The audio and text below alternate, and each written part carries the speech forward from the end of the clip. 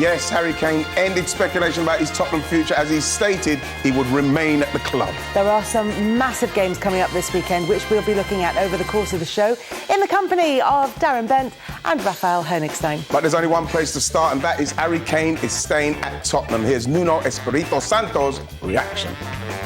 Well, nearly everybody. I mean, it's not fantastic news for Manchester City, but fantastic news maybe for everybody at Spurs. Did you see it ending like this? No. For Manchester City, but fantastic news maybe for everybody at Spurs.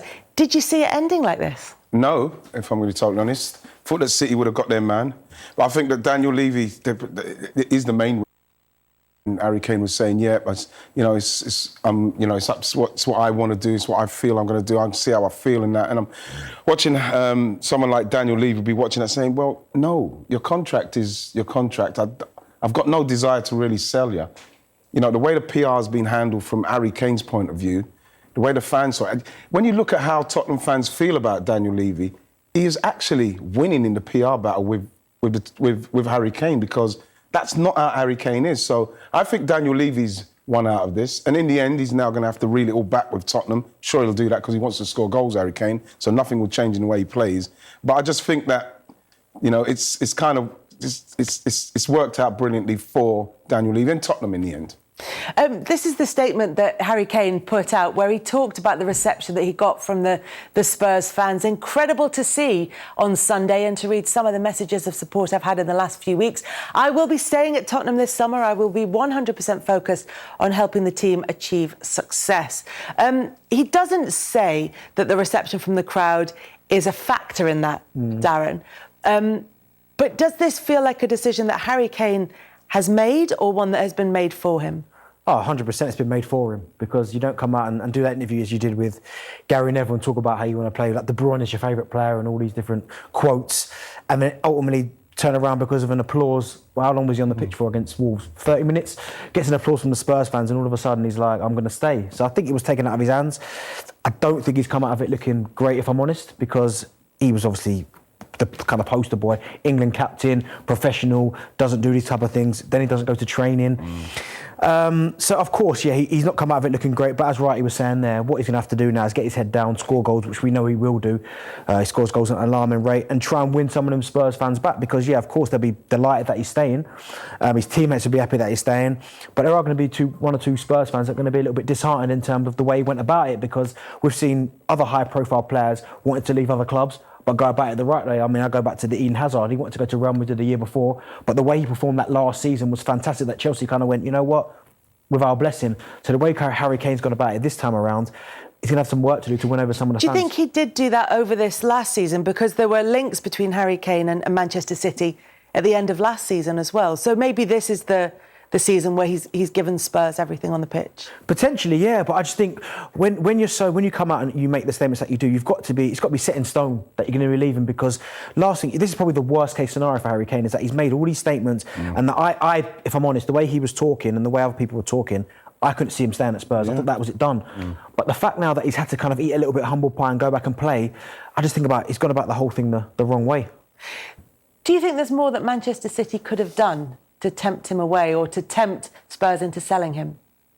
Absolutely. I think that's the puzzling thing about this story, because, as Darren says, if you go public, if you really push this, then you need to be sure that you have somebody on the other side who's going to deliver and going to put the money on the table and make sure the deal goes through. And I think there is a sense of perhaps slight disappointment, certainly a bit of a puzzlement on his behalf, that City in the end never really pushed that much. I mean, Pep Guardiola played the ball back to Spurs and said, it's not our fault, they don't want to negotiate with us. But of course, if you really want to sign somebody, you can force the issue. And you don't get the sense from everything we've been reading and been hearing that City really pushed as much as he perhaps expected them to. I think so. Yeah, but it's an interesting one, because they've sort of passed up on the opportunity to go for Haaland. It's not like they've been looking elsewhere. It feels as though their target in terms of a striker was Harry Kane and no one else. So it makes it doubly surprising that they haven't gone further. There's a lot of really intriguing parts to the story. Also the fact that, lots of players were offered, which, is its own story. if the reports are right, then Raheem Sterling was on that list, which, if this wasn't Harry Kane, would probably be a major talking point. Yeah. That Guardiola says, you can have Sterling, we want Harry Kane. We're not even talking about that. Yeah. But the fact is that City ultimately never made it difficult, I think, for Danny Levy to say no. He came out of this very well, but actually it was a fairly easy decision for him because he didn't want any of these players. No. He didn't want to sell for a sum that he felt was nowhere near the valuation. So it was an easy no for him.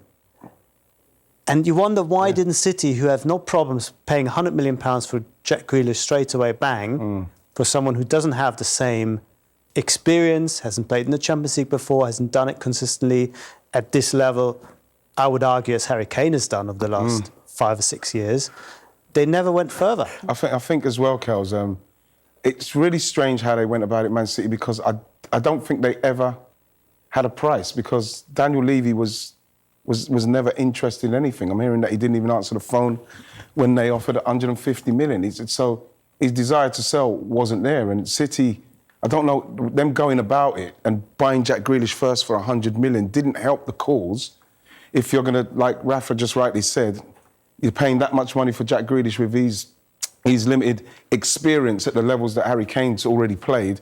And what's Harry Kane going to cost then? You'd have thought that they would have done that deal the other way round, so as they would have put the amount of monies to really tempt him out, like we saw him get tempted out in the end with Berbatov, with Kyle Walker, with Bale, who done the same thing. Modric. In the end, there is a price, but obviously, the way City went about it, they weren't going to go any further. And I think Pep might be a bit disappointed because obviously that's who he wants. Now, I don't know if we know that Haaland's got a release clause, 70 million or something. Rafa, correct me if I'm wrong. So next season. Next season. So you're thinking, right, you know what? Let's just leave that and maybe go for that next season. I do wonder if there was maybe, from Manchester City's perspective, that real burning desire, as you said, there to really go and get Harry Kane. Because you think one of the richest clubs in the world, as you said, they paid 100 million for Jack Grealish. I know it was kind of easier because it was his buyout clause. But if they really want to play at these top clubs, they'll find a way of just, okay, you know what, we don't really want to pay 150, 160 million, so let's just get it done. And the fact that they've kind of just let it happen and then not really gone about it and got him makes me wonder, potentially maybe they wanted him, but Pep wanted him, but maybe the guys at the top thought, is it really value for money? Maybe the longer it was going on, they started to... It's the doubts came in. You don't know, but it's very strange for City to firstly start paying the monies like we've seen them pay for Jack Grealish, and then they're going wherever they were going to have to go with Harry Kane, because, like I say, Daniel Levy didn't even bat an eyelid at 150 million. So you would have thought... You look at Manchester City and do they need him right now, Grealish? If it's the kind of deal that you say, we'll do the Harry Kane deal first, because it's not like we've got players struggling in those positions, Darren, like we were speaking about. So we'll do that deal and then see how this one goes, because we know there's a clause of 100 million, see how much it's going to cost us here. And it just feels like the deal is gone all to one side. But yeah, it seems really strange how that's transpired. It feels a bit half-hearted, doesn't it? Yeah. It doesn't feel as if they're... We'll take it or leave it vibe. They're really fully invested in it. And maybe it reflects some of the doubts about the system. Maybe it reflects some of the doubts about Harry Kane's fitness levels going forward. He has struggled with injuries over the last few years. His ankles have been a problem zone for him. Maybe they would have seen the Euros and see him perhaps not being at their best and thinking, we're not quite sure. And maybe the price that they had, 100 million, give or take, was their price for the valuation, but it came nowhere near an acceptable figure for Levy to sell. I still feel that Harry Kane in the Manchester City side, with the way that Pep will play him, he's probably going to get better in the system and he's going to score a lot of goals in that team. Yeah. So, again, I'm baffled at the valuation, but it came nowhere near an acceptable figure for Levy to sell. I still feel that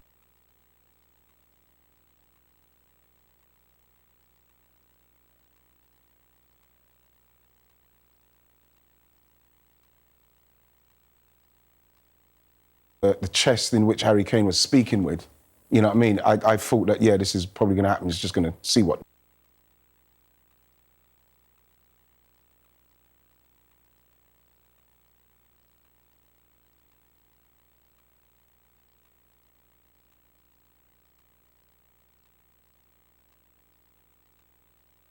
And it's all forgotten about. Every time he scores a goal, it's will City come and get him? Will City come and get him? So I think, he will have some real beating to do, but Harry Kane's that good of a player that it could be forgotten about by Christmas, and by the time January comes up, if he's got 10, 15 goals, which I'm pretty sure he will do, these conversations will all come up again. Will Manchester City Gamma get him? And then again, it lies with Harry Kane and Daniel Levy. But as Wright was saying earlier, Harry Kane's got some rebuilding to do. But I also think a lot of Spurs fans will have to kind of thank and apologise to Daniel Levy, because he's taken a lot of criticism the last few years, but he's managed to hold on to their best players. He's not sold them on the cheap, and he deserves a lot of credit as well. He's got their best interests at heart, that's for sure. Yeah. The reason I asked that question about Harry Kane and the sort of lingering effects of this is something that Joe Hart said when he was let go by Pep Guardiola, was allowed to leave Manchester City. And he said, nobody ever saw me in the same light again. I was the player that Pep Guardiola didn't think was good enough. I was the goalkeeper that Pep Guardiola didn't think was good enough. And that kind of stuck with me. And I just wonder now, Harry Kane said he's staying for the summer. He's not said anything longer than that. He's not said, I'm going to see out my contract here. So that question of whether or not Manchester City come back in for him at Christmas, in the January window, whether they come back in for him next summer, whether someone else comes in for him, as he's going to be, 29 by then? Yeah. And it suddenly, it looks like he might have to make a decision here about whether he stays and is a Spurs legend or whether he goes and tries to win trophies elsewhere. Yeah, that's what he's going to have to do at some stage. Whether it's now that he's accepted that I'm going to stay at Tottenham and that's it, I'm going to do the best I can here, or when he finishes playing, the people will continually be able to say to him, well, you've got the goals, but, where's the medals to go with the goals and stuff? So that's something else that he'll probably have to deal with. But, it is interesting him saying, he's staying till the summer. Now, I don't know if the negotiations may have gone again where they said, right, in the summer, I can go, because he's a year further on, he's a year older. What's the price going to be then? There's all sorts of intricacies that's still involved in this, because I think it's quite interesting that him just saying that he's staying for the summer. I don't think the fans will be too disappointed. You might get a couple of fans, Darren, you say that the fans will be like, he might have to rebuild, but I think that we don't normally see a player of this calibre being pursued by a club who can get him, then it doesn't happen, and the fans get the player back. It doesn't normally happen at all. So for this to happen, I think they'll be happy to see him stay, and he will continue to score goals. But it's how long Harry Kane wants to go staying at Tottenham, knowing that there's a good chance he may not win anything. That's something he's going to have to live with. So it's going to be interesting to see how that one transpires. Yeah, it's going to be really interesting to see if anyone does come in for him now that he is going to be another year older. Yeah, I mean, on the positive side, these big moves often happen in the second year. It's easier for the player then to find an agreement with the club to say, OK, we came close, last year didn't happen, but maybe next year. The problem with Kane is that I think he went about it in such a strong-headed way that it's very difficult to track back. Yeah. Because, a lot of big moves don't happen. Gerrard didn't go to Chelsea. Yeah. Wayne Rooney didn't go to Man City. John Terry didn't go to Man City. Yeah. But they never went public saying, I want to actually leave the club. And then came back. I decided not to, and I might stay for another year, when we know the reality is that it really wasn't his decision at all. So it's difficult a sell for the public.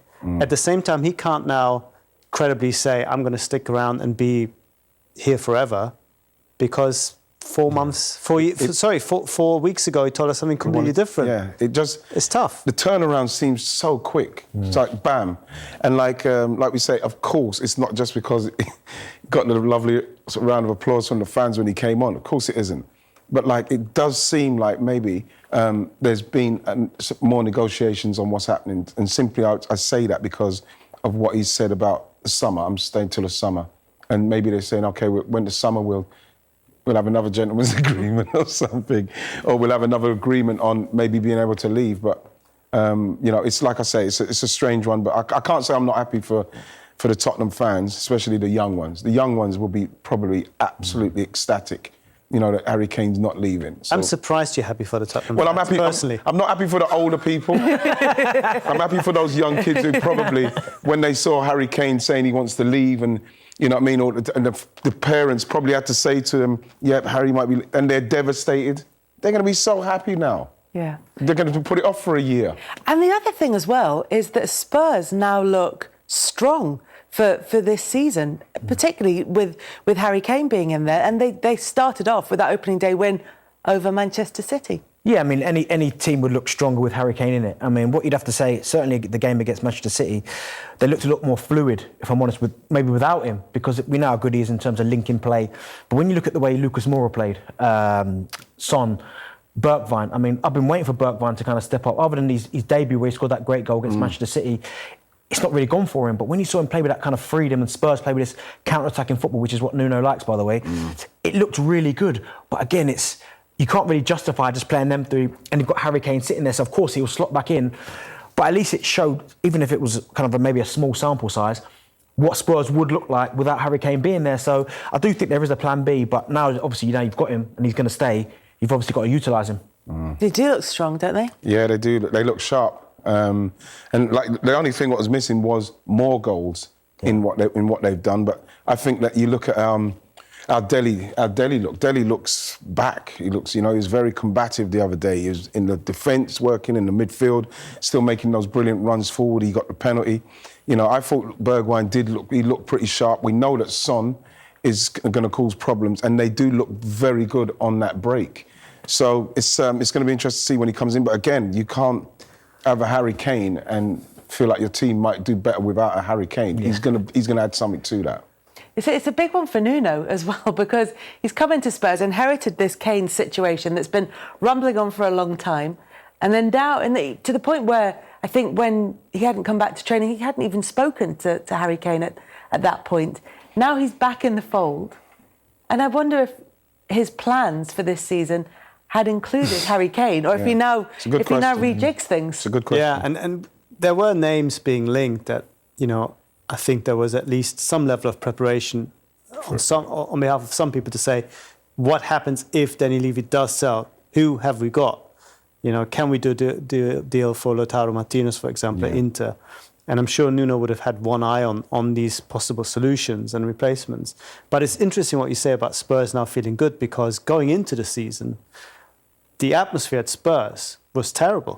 I mean, I'm friends and neighbours with lots of Spurs fans and Arsenal fans where I live, and they were despondent. No big name signing, real big name. Yes, one or two hopefuls, but no exciting player as such. No real credible perspective of what they're going to achieve. Top four probably too much. Harry Kane probably leaving. They were very down. Nuno being not first choice manager to come in, maybe not being third or fourth choice manager either. All of a sudden, Harry Kane is there, team are playing well, and Arsenal are doing really badly. There's a sense of optimism that has happened without actually anything happening, which is very strange, but I think they'll take it at this point. We're exactly where we were at the start of the summer, and yet it feels like a big positive move. He's like a massive sign that's given the club a lift. Him just saying he's going to stay. So, like you say, with Nuno and the way he's playing, you do get the impression, like what Rafa's saying, is that Nuno probably would have, in his head, because these things happen, the deals happen, so he probably would have catered for the fact that he's gone. He's going to play a certain style. Can he play that same style with Harry Kane as the focal point of it? So he's got to play a style now where he factors in Harry Kane's coming off and stuff, because when you looked at them the other day, they were sharp, they were quick, it was very vibrant. Harry Kane don't play like that. Would you like to have been in the training ground when Harry Kane walked in after sending that tweet to say that he was going to be staying at Spurs for the summer, at least? You know what? It'd be a tricky one, because you'd be getting hammered first and foremost. No. This is the thing: is that there's going to be banter about it, but because I think it's too raw right now. But too soon? Yeah, too soon. A couple of weeks' time, he's scoring in training, doing his stuff in training, see him get back to his normal self, because at the moment he won't be his normal self, because he's got to get himself back into the place where he's comfortable again and everything, and this will be in his head, and it will be in his head forever.